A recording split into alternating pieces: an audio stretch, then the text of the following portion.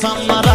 Babamın abisyan olduğunu deyirlər, babamın abisyan olduğunu deyirlər. Sən beləcik nahadlidir cümani, mən babamla edirsən imtihani. Mən elə meybub babamın banami, məndən kəs bab olduğunu deyirlər.